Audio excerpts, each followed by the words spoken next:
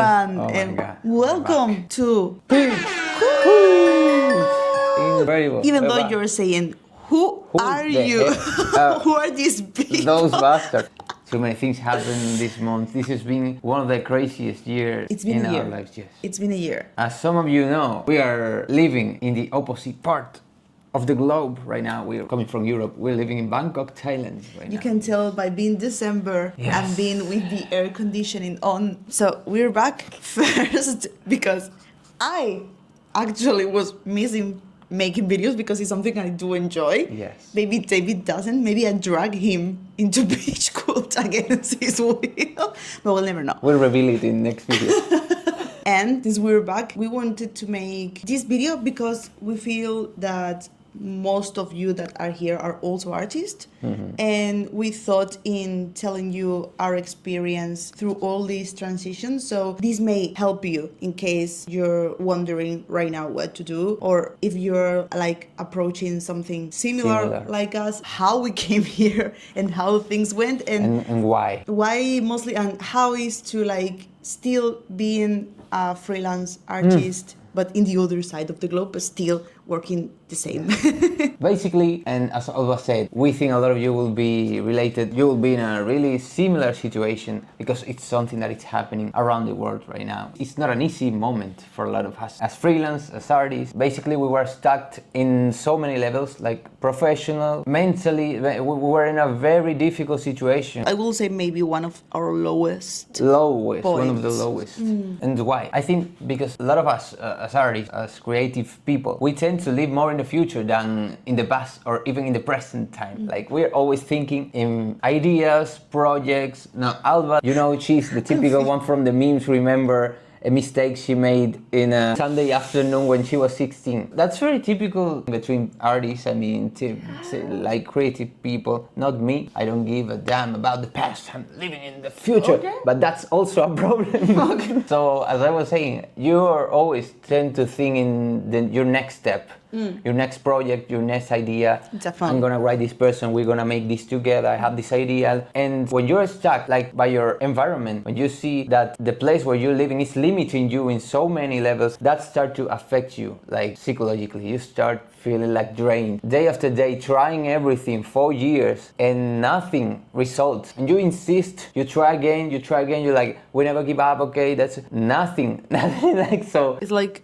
going into a hallway full of open doors, and as you walk, all the doors close. Yes. No matter how you try to run to go to the... Absolutely. And you talk with a lot of people in our same situation, like similar age or younger, because you know that now we have a problem in the, I would say in the Western world, generational problem. Like the young people are feeling hopeless because the future it seems weird. In our profession, creative people, now we have the AI situation, the industry is changing very quick. So we don't know, like we love what we do, we want to work as creative people for our entire lives, and we are not even sure if we are going to be able to do it. So we face this situation like you have two options. You can stay at place and keep trying because you have your friends, your family, your little home. We built a home like since we left university. During all of our professional life, we've been living in the same place, like creating a little home. We got a little car, we got all of our books. That's something that you start to feel attached to it. But Yeah, I think also more as when you're an artist, like maybe if you work in another field, and maybe you're not so attached To the a place. place. Because, I mean, we never had in the studio, we were working in the living room, but like, I don't know, your table, your like markers and stuff, like you're a person really attached Yes. to the place you live in or you work in our case, both.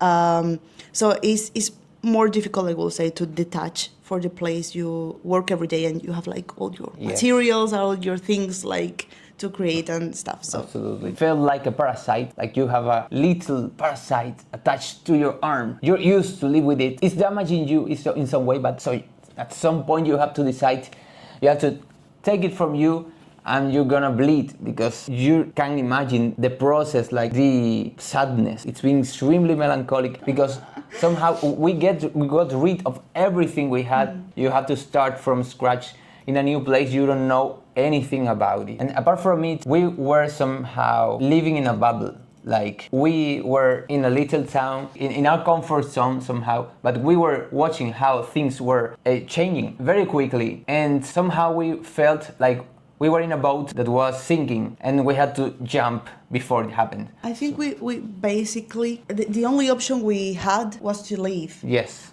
We were to a point that we could see that we didn't have any horizons, like not professionally, not mentally, not in our daily lives, like everything was shut for us. So this was literally, without getting too much into it, the only option we had. So we knew we just had to leave, and we didn't had any place, absolutely any place in mind, but we knew we needed to get out of our situation. So we just had to choose a place. We were seeing place, and this popped out of nowhere, and we never ever been here after. So we just came directly without knowing anything, knowing where we were gonna stay, where we we're gonna live, anything. So I'm a very like control freak person. So imagine like couldn't control anything, like anything. So it was like and it was also really shocking because, like I said, we were from very small towns, and we just came to one of the most big cities in the world. So right now we don't have anything for granted, anything sure. We just floating in a very like weird limbo. We don't have anything settled, anything. We don't even know what's gonna happen next week. And it's definitely a very different way of living that we are used to, but we are just trying to figure out life in this like chaotic moment we all are living in. They say that it's better for an artist, right?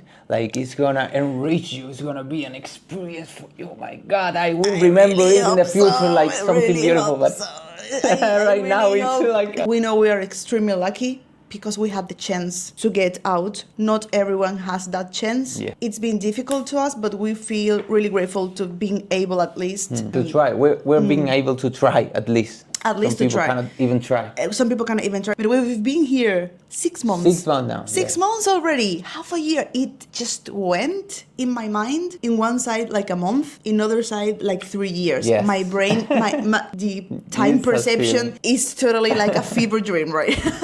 And so far, this is a wonderful place. We've met already a lot of different people with different backgrounds from very different places, also from here. And it gives you perspective because when you're used to living in a really small place, even if you have access to internet and access to everyone like us right now talking about this, it's not the same. You just have to live, have to see how things work in different places and with different peoples and different life stories.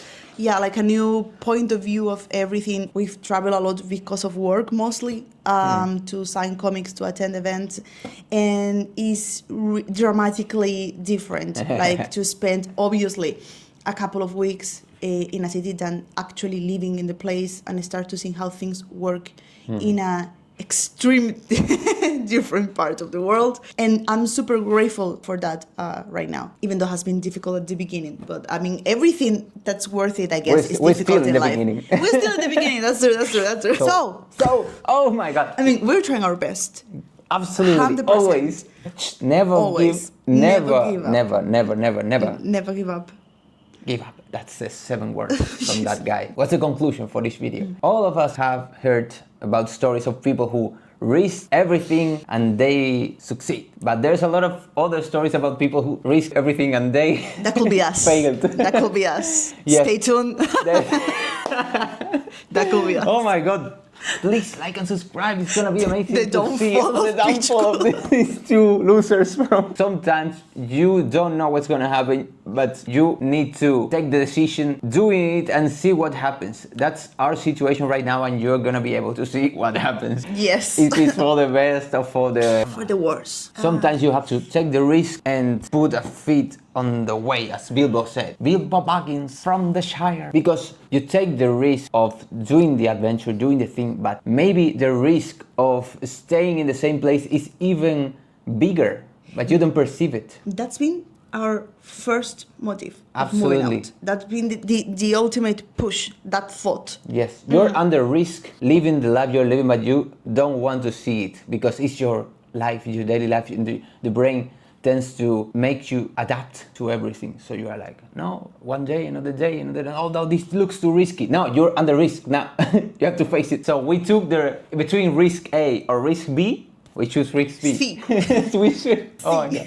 So that's been all. Now we're gonna show you our current projects because we are in that's for another video. We're in one of the weirdest points in our professional careers. Lot of different options. Sorry, but I love the conclusion being risk 3, maybe with let's now go into our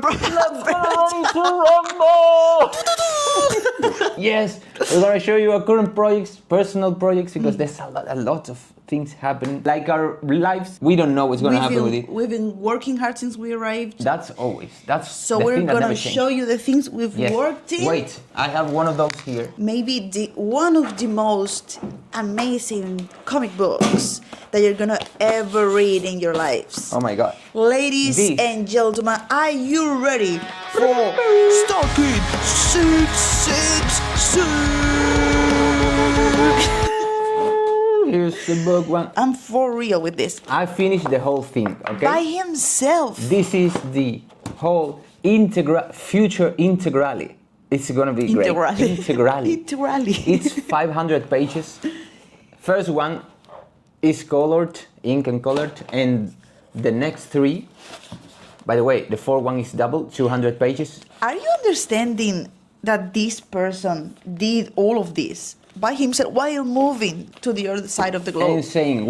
I cannot comprehend that. The other day, Alba showed me a meme that I loved. It said, "It's gonna work because I'm insane." That's our situation. That's us. No, you too, because now we're gonna talk about you. But no. This is the issue 2, 3, and 4 is in this way, like written and sketched. Now I'm inking and coloring the second one. Insane. And I'm so proud of this person. Like, oh my God, you don't even know. Thank you so much. You know, it's so appreciated. He's my favorite artist in the world. We both are with our favorite artists in the same room. That's a privilege for the both of us. But like, you don't even know. I have the privilege of being the first person that read, also producer, because I name myself producer of Starkid in chief. Editor and producer. Editor in chief. Producer. Now, I'm not gonna say anything because you have to read it. But now we have a big announcement for today. Okay. Yes. I've been in conversations with publishers, but it's been insane. I'm back. Draining. That's been more draining than moving to the other side of the globe. My mental health. Yes. It's in the ground right now. I've been struggling a lot because you can't imagine how difficult it is. In the end, I've taken a decision. I'm gonna make a Kickstarter for the first issue. Okay. First issue is gonna be crowdfunded through Kickstarter. I'm gonna try, and you're gonna have the opportunity to have an extremely exclusive first edition. Give David your strength in the comments, please, because he works so hard. Like you don't even know. Alba is gonna be chief marketing CEO. Yes. Be prepared. Now, please explain about the upcoming. Okay, so you're gonna freak out. This is insane. No, like many of you know, I've been developing this over Patreon. First of all, always the hugest is even a word, I don't know. Thank you to all the people that has been supporting this on Patreon. Like, I love you guys so much, for real. Like, you've gave me strength when I was like really down, and you pushed me when I was like doubting of myself on the project. So thank you so much, first of all. And second, yes, I'm gonna be releasing a Tarot Deck Plus, an art book, like lore art book about Grow the Frog, and the entire thing is done, actually. So right now I'm gonna show you here. Okay, it's gonna be popping. Yeah. It's so great. I'm basically right now in the same David situation. I'm speaking with publishers because, as you know, we have unpleasant experiences with publishers recently. So David's take the amazing idea of doing Kickstarter, 100% supporting that. I'm still trying to figure out what to do. So still talking with publisher, but hopefully next year we also be published Grotefrog tarot deck. Curse Relics tarot deck. Amazing. Oh, the name revealing. Grotefrog, a Curse Relics tarot deck. Oh God, it sounds amazing. I'm gonna be like, this is typical Thai solution for this kind of moments. David. Oh, Curse Relic Tarot. You have to try it. Whew. So the thing on. We're alive. We are so Yes. back. We're gonna try our best. We're gonna be reporting how our mental health is doing. We're gonna be reporting if we fail. And yeah. Yes. Thank you for being there. Thank you, and guys. See you soon. And we Real expect this soon. time.